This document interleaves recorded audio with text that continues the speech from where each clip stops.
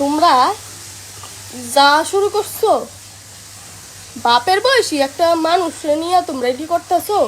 হ্যাঁ, তোমার আমার বাপের থেকে ওনার বয়স বেশি।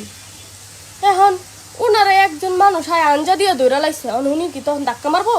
তখন যদি ধাক্কা মারে তখন তোমরা কি করবা?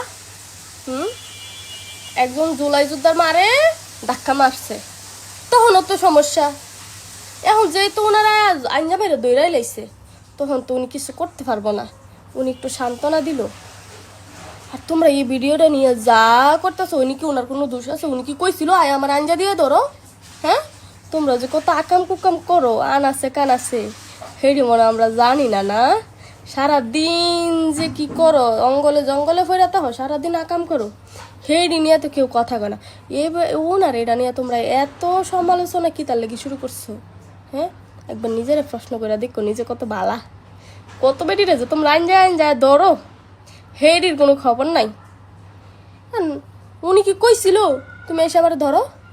হ্যাঁ ভাই, উনিও একজন জুলাই যোদ্ধার মা, সন্তান মারা গেছে দীক্ষা ওনার মনে এত কষ্টটা একটু প্রকাশ করতে আইছিল। তোমরা এটা নিয়ে যা শুরু করছো। হ্যাঁ, আর উনি কত পর্দাশীল মানুষ, একদম ভুরকা টুরকা, হাত মোজা পা মোজা পরা এরকম একটা মহিলা নিয়ে তোমরা এত বাজে বাজে মন্তব্য করতেছো। এটি কইরো না, এটি করলে পাপ হইব। হ্যাঁ, ভালো হয়ে যায়, তোমরা ভালো হয়ে যাও। তোমরা যে কত ভালা এটা কি আমি জানি না? তোমরা রেডি কই না দীক্ষা, তোমরা যে কত আকাম কুকাম কইরা বেড়াও, তোমরাই সবার ওনারে নিয়ে কথা বলতে।